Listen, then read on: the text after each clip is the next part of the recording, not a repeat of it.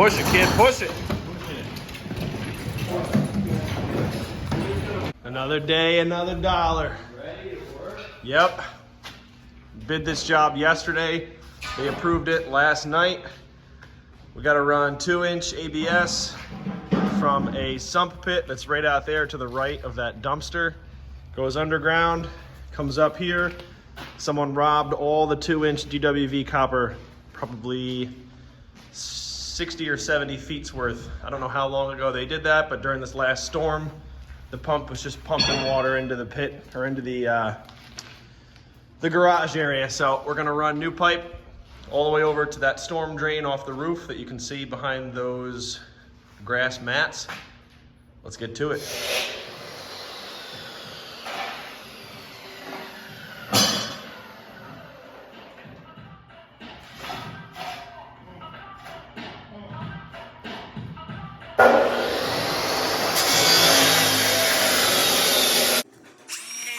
There wasn't much room between my 2-inch cast and the walls I'm working near, so I chose to cut the pipe with a grinder. I got a nice flush cut on it and then cleaned up the outside of it with a wire wheels to give me a good surface to mount my 4-band Husky clamp to. I did not attach to the DWV copper because all that's going to do is rot out in the near future and give me a call back to come back and fix what I just put in brand new.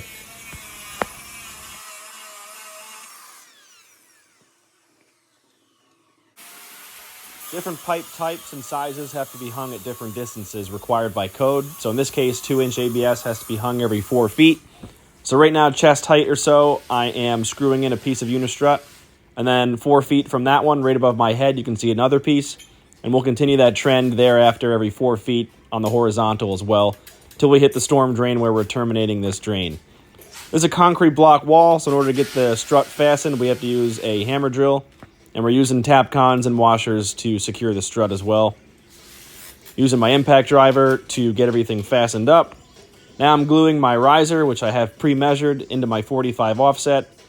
And my laser is sending a plumb line up, so all I have to do is get my strut clamp lined up with the center of my laser line, and the pipe is guaranteed to be perfectly plumb, which works out awesome. And we'll also do something very similar on the horizontal.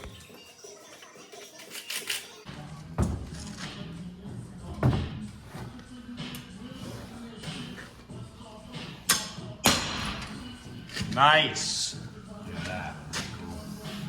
And so we have enough clearance between the pipe and the wall. Ian's using the cast iron snapper.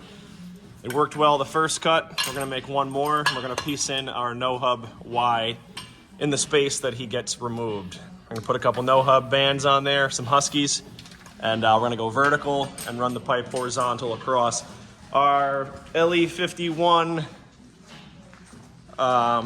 effluent pump, or sewer ejector pump actually, can pump up to, forget the number of feet ahead, but it's enough to get us up this high, but I don't want to tax it too much. So once we get up to our highest vertical point, I'm going to pitch it horizontally all the way across until we make it to over there. We measured our linear distance of the wall, this one and that one, and we're going to have a distance of about 80 feet, which is going to make us drop about 18 inches. So I gotta make sure I'm high enough to make pitch over to the storm drain, which we are now.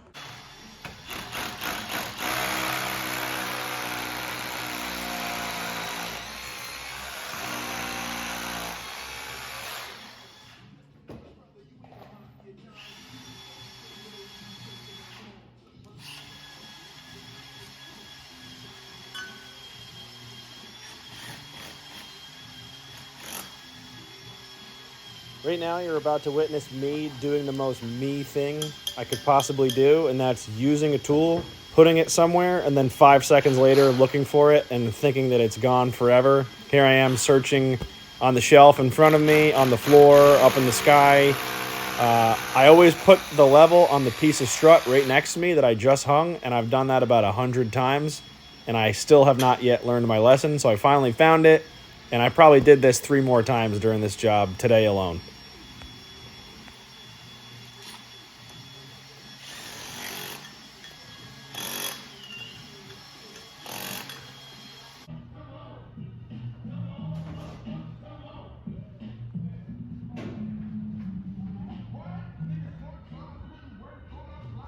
Got hangers hung on the first wall every 4 feet.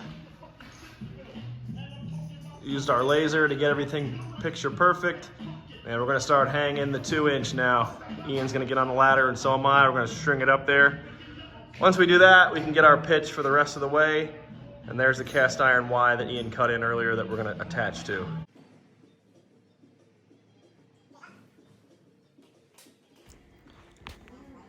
So now we're working as a team. Ian and I have a 20-foot length, the 2-inch up on that far wall. He's holding the far end while I get the other end glued, and then I'm gonna put a clamp on, which will hold it steady, and I'll work my way down, clamping it as I go. The laser is at a steady 1/4 inch per foot, and it's shooting that out on the far wall the entire way. So all I have to do after I get my hangers installed, of course, is throw the pipe on the wall and line that strut clamp up with the laser line, and I'll have perfect pitch from end to end. That's super handy. It takes a few extra minutes at the beginning of the day to get that set up, but it really pays dividends when you start working because everything else after that is much faster, and I think it makes for a much cleaner looking job as well.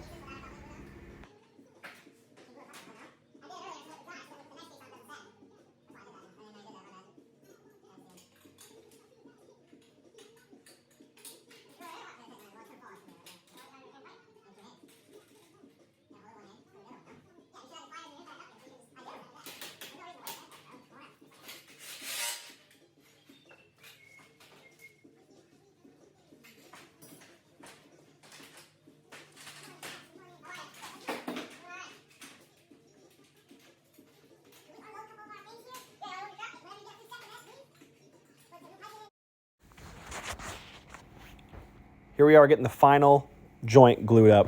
We got 4 joints to glue. I'm going to glue them all at the same time. I test fit them first after giving the measurement to Ian to make sure that everything is going to line up properly, and it does.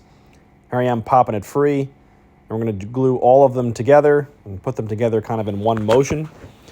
ABS glue is good to test. I would give it a few minutes after you glue it. They say it takes a lot longer than that to fully cure, but I haven't had any issues doing water test on full house rough-ins pretty much immediately after gluing some joints, and I've never really had any issues. You can also see down kind of close to the center of the screen, there is a 4x2 no-hub Y that we pieced in between the existing cast iron. I find that the outside diameter of cast iron is different than the outside diameter of plastic, even though they say that it's the same. Older cast iron is not made to the same tolerances that plastic is. So the cast iron Y allows me to get, I think, a better seal between the old stuff and the new stuff. And then from there, I transition to ABS. We're just about wrapped up inside. Last thing we need to do is install a check valve in the middle of this pipe here. And drill a weep hole and reconnect this back down into the cast iron where that husky clamp is. Once we do that, we've got plenty of water coming in here. The pump will start pumping out and we can test our check valve is in. We also drilled a 1/4 inch or approximately 3/16 weep hole in the pump to prevent airlock. There's the check valve. We're just gonna connect that up. Hopefully I did the math right. You can just slide right in. We are reconnected.